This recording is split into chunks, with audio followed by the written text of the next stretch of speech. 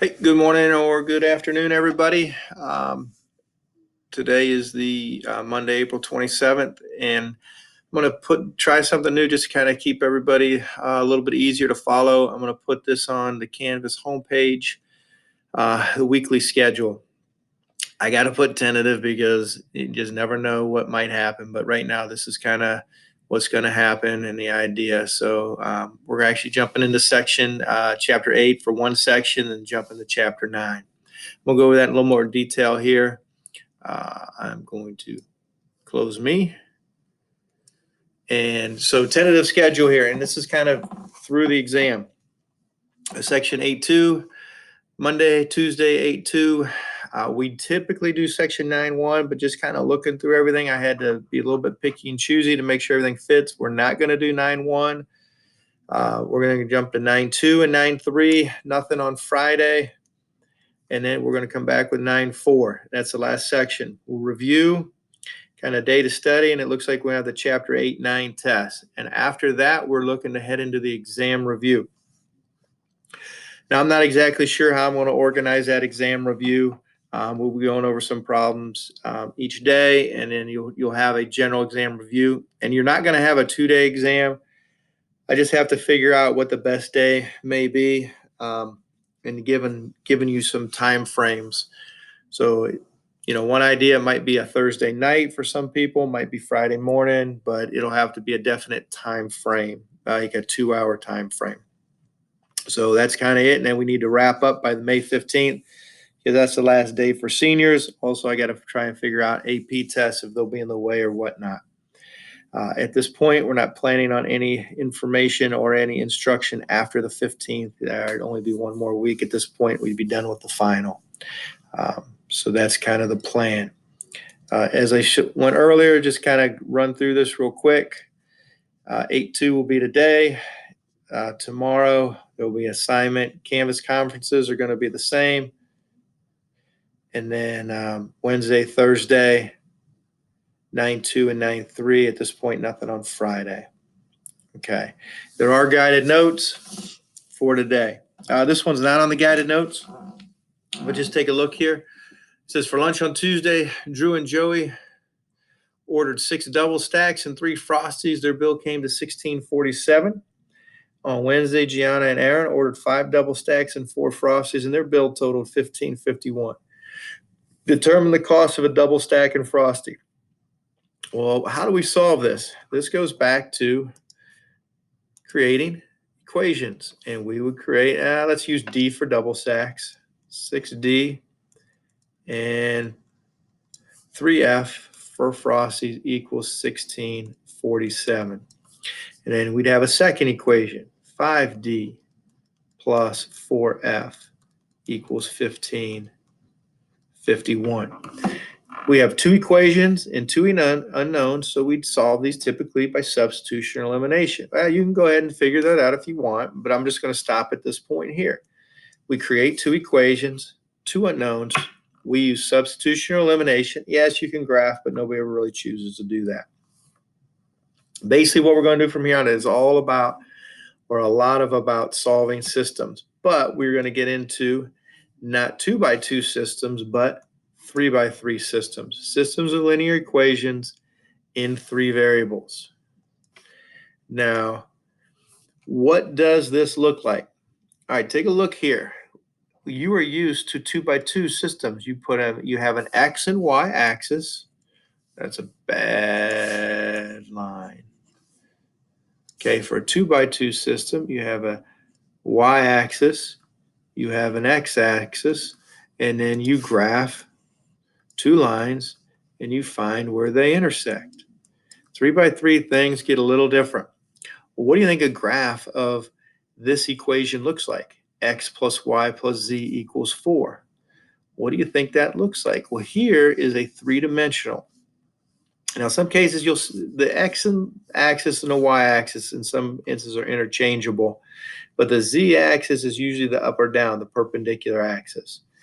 Now, we got a 3-dimensional. Let's see here, and let's go ahead and take a look, see if we can get this to work.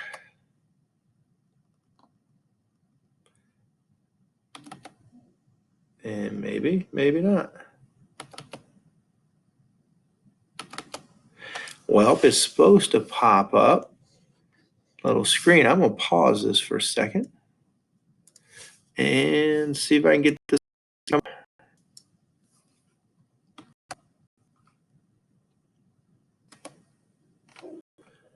Okay, I got what I wanted to pop up. This is you don't need to see me, 3D graphing system. Well, what does it look like for x plus y plus z equals 4? That was the equation it was on, and I'll go back to it right here.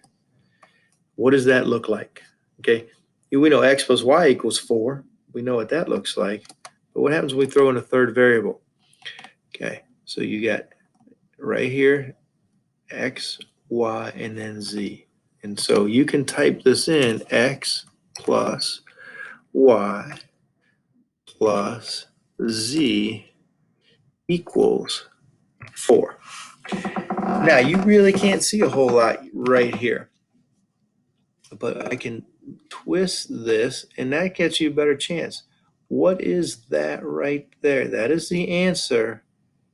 And let me move it up a little bit. Your answer is a plane.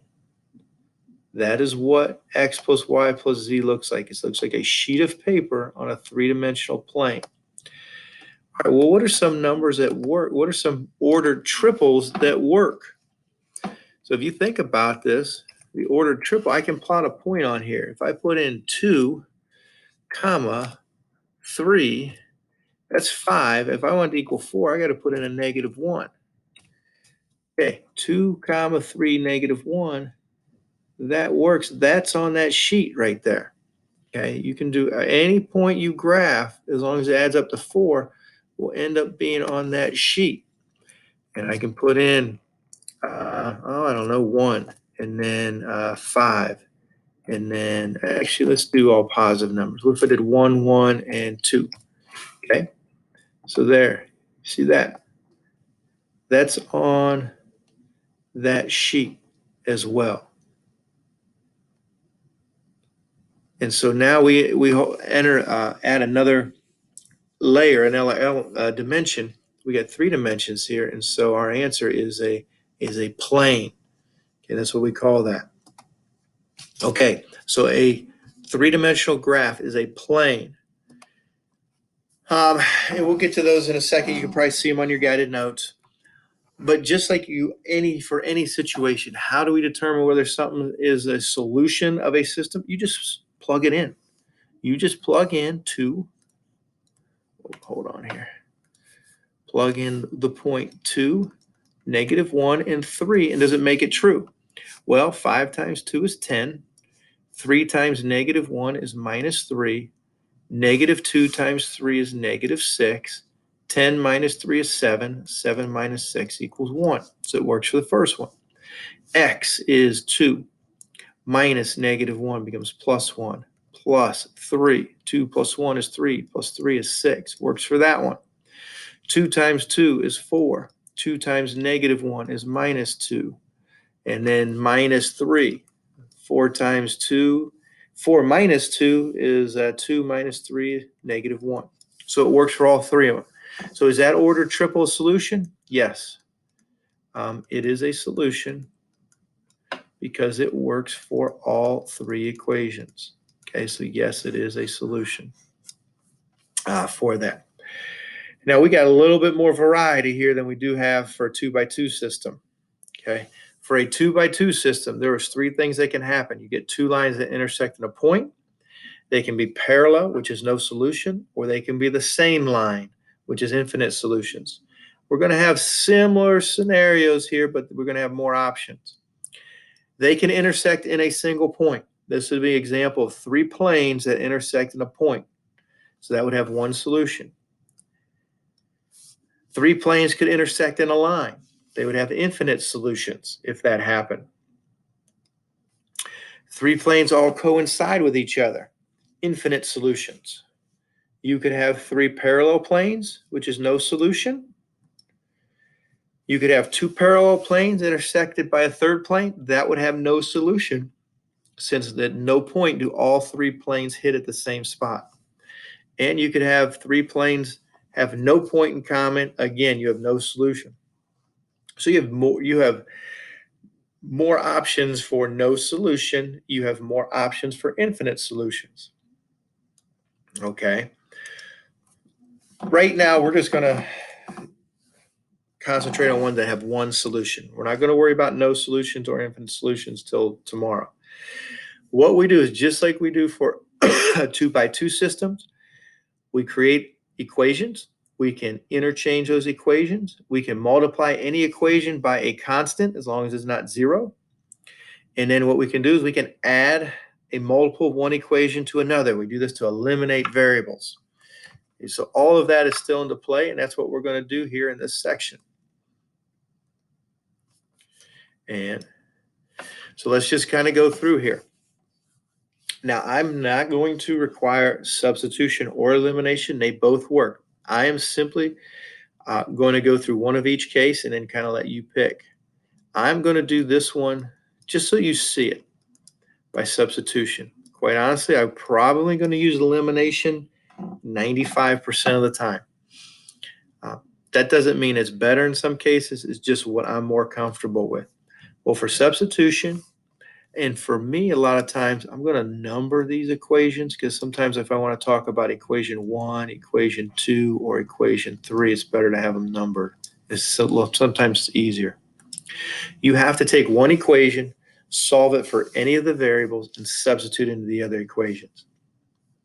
Well, let's take the first equation, x plus y plus z equals 6. And I'm going to solve for x. Just get x by itself. So I'm going to subtract y, and I'm going to subtract z, and you get negative y minus x plus 6. X equals negative y minus z plus 6. Now you need to substitute that into the other two equations for x. So we need to substitute. And if this was equation 1, you have to substitute it into the other two. So I need to substitute into equations 2 and 3. Okay, and we'll solve there. All right, so equation 2. Let's see, I'm just going to write this at the top. X equals negative y minus z plus 6. And then equation 2 is 2x plus 3y minus z equals 6. They all equal 6. That's just coincidence. I'm going to do this kind of parallel, or at least kind of set it up, and then I'll come back. So I got x equals negative y minus z plus 6. And then I have equation 3, 3x minus 2y plus 3z equals 6. All right, now work here. So take x equals this, and that goes in for x. So I got 2 times negative y minus z plus 6 plus 3y minus z equals 6. All right, I'm going to simplify this down as far as I can. Negative 2y, distribute the 2, minus 2z plus 12 plus 3y minus z equals 6. So I'm just going to get the x, the y and the z's on the left side and everything else on the other. Negative 2y plus 3y is y. Negative 2z minus z is minus 3z plus 12 equals 6. Go ahead and subtract 12. And then I get y minus 3z equals negative 6. Same thing over here. Take negative y minus z plus 6 and plug that in for x. So it becomes 3 times negative y minus z plus 6 minus 2y plus 3z equals 6. Distribute. Negative 3y minus 3z plus 18 minus 2y plus 3z equals 6. And what do I get? I get negative 5y Negative 3z plus 3z. That adds up to 0. So it gives me plus 18 equals 6. Okay, now here's what's going to happen, though. If it doesn't add up to 0, you're going to be left with an equation with y and z and another equation with y and z. And then you're going to do a 2 by 2 system like we know how to do. But this one ends up working out where the z's cancel out. That's actually a good thing. Subtract 18, and you get negative 5y equals negative 12. Divide by negative 5. Now, this one does not work out to nice answers, and that's fine. 12.12 over 5, that does work into a nice decimal. I think it's 2.4, but I'm going to leave it as 12/5. If you come up with a number, what I can do now is I can just go over here and use substitution to figure out what z is, because I got a y, I got a z, I know what y is. So I'm going to take this, y equals 12/5, and then that becomes 12/5 minus 3z equals negative 6. Subtract 12/5. Negative 3z equals, all right, well, what's negative 6? And make that have a denominator of 5. So that would be negative 30 over 5 minus 12 over 5 is negative 42 over 5. Divide by negative 3. So negative 42 divided over 5. Divided by 3 is the same thing as multiplying by negative 1/3. 3 does go into 42. How many times? I believe 14. I believe that gives me 14/5. So z is 14/5. Now you could have made that 42 over 15, and then that would have reduced. But I still need to find x. To find the, once you find 2, take any one of the 2 original ones. I'm going to pick that first one. X plus y plus z equals 6. X plus y plus z equals 6. And z is 14/5. And what was the other one? Y? Y is 12/5. And now we got to find what x is. So substitute those back in. It's 12/5 plus 14 over 5 equals 6. Add those together. Gives me 26 over 5. And now what is 6 minus 26 over 5? Well, 6 is 30 over 5. And so 30, so if I subtract 30 over 5, or yeah, minus 26 over 5, I get 4/5.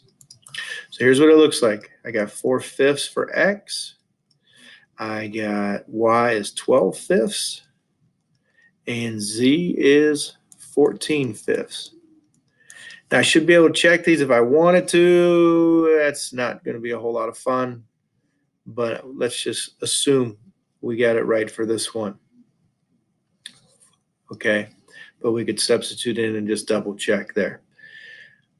But not everything is nice. All right, now that's substitution. That'll work. You don't always end up where one of the variables happens to get that way. Let me show you how else we can continue. All right, second one here. Let me call this equation 1, equation 2, and equation 3. All right, when you got a 3 by 3 system, what we're going to do is use substitution or elimination to basically take it down to a 2 by 2 system and then solve that. So basically I have to knock out a variable. I did substitution on that last one. I'm going to use elimination here. Okay. And sometimes it doesn't really matter. Sometimes it's easier to eliminate one variable, maybe another one. I'm going to eliminate y. Just because I got a plus y and a minus y, but you have to do it twice.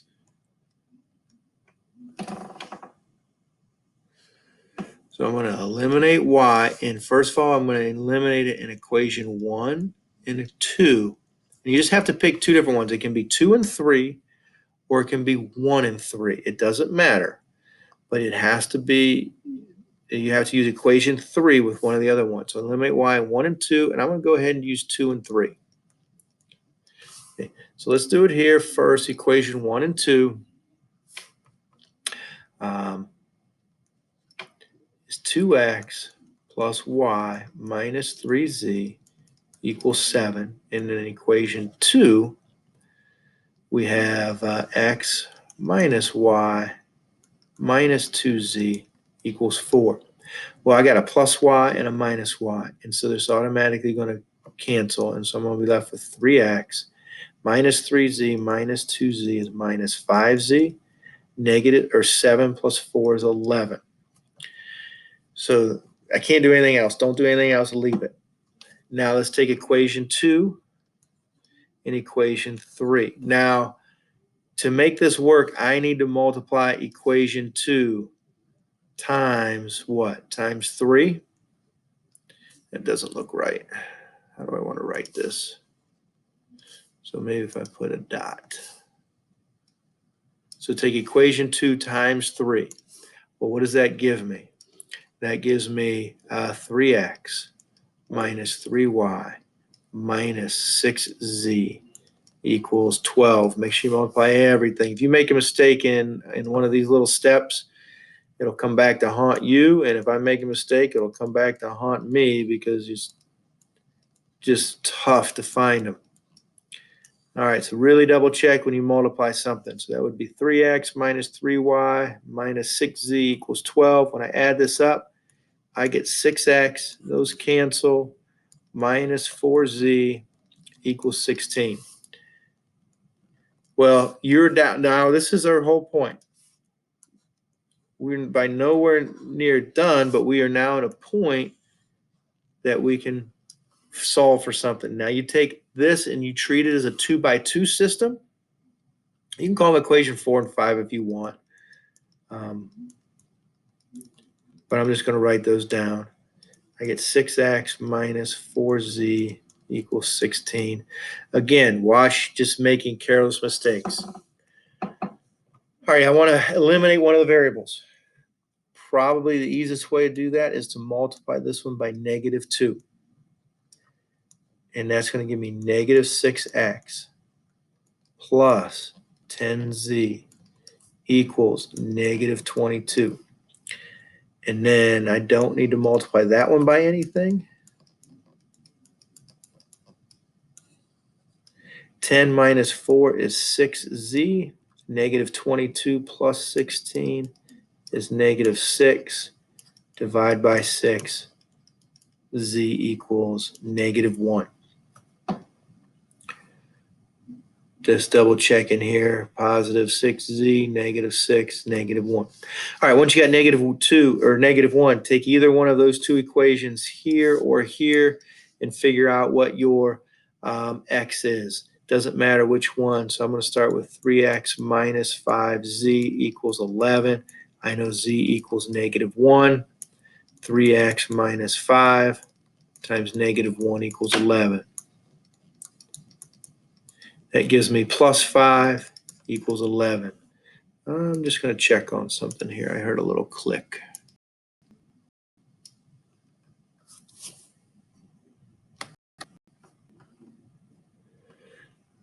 Okay, everything's still being recorded. I just want to make sure something didn't shut off. Subtract 5. 3x equals 6. Divide by 3. X equals 2.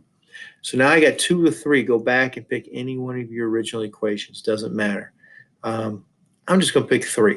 3x plus 3y plus 2z equals 4. 3x plus 3y plus 2z equals 4. I know z is negative 1. I know x is 2. So that becomes 3 times 2 plus 3y plus 2 times negative 1 equals 4. 6 plus 3y minus 2 equals 4. 6 minus 2 is 4. Subtract 4. I get 3y equals 0. That's okay. y equals 0. Please write your answers order triple, 2, 0, -1. This one would be a little bit easier to check. 2, 0, and -1. And you can just do a quick run through to make sure that it works. And I'm just doing a kind of quick mental check, and I think we're okay. So 2, 0, -1. So this would be 3 planes that all intersect in one point. Okay, that is the only point they all 3 intersect in. All right, let's take a look at one more. Now we talk about 3 equations and 3 variables. That doesn't mean each equation has to have 3 variables. Sometimes, now this one sometimes can throw people off because it's missing a variable. And actually, it's usually probably easier than the other ones. So you have an x and a y, you got a y and a z, and you got an x and a z. And now here's with all of these problems, everybody's going to do them different ways. And there's really no perfect way to do it or easiest way to do it. But in this case here, sometimes you just start and see where you're at and see if there's anything you can eliminate right away. I'm going to take equation 1 and 2 and I'm going to eliminate y. So equation 1 is x plus y equals 9. Now I'm going to leave a space because it doesn't have a z. So I'm just going to put equals 9. And the next one is 2y. What is it? Plus 3z equals 7. Well, to eliminate y, we'll multiply this one by -2. That gives me -2x minus 2y. I'm just going to leave that space equals -18. 2y plus 3z equals 7. Well, what it does, gets rid of the y, but I get a z. I get an x and a z. -18 plus 7 is -11. All right, a lot of different avenues you can take, but here's what you should do is just carefully comb over the 3 original equations. If you take a look at equation 3, it has an x and a z, and that's all it has. So now our whole goal is to somehow create a 2x2 system. It doesn't matter how we get there. And since I already have an equation with x and a z, I'm just going to go right to there. And I'm going to use this equation here and equation 3. Now I need to eliminate one of those. So to eliminate this x, I'm going to multiply the bottom equation by 2. And I get -2x plus 3z equals -11. 2x minus 4z equals 8. And that gives me -z equals -3 divided by -1. Looks like I get z equals 3. Either one of these equations, find x. So x minus 2z equals 4. Z is 3. X minus 2 times 3 equals 4. Let's make sure we're okay there. Add 6. I get 10. So I got x is 10.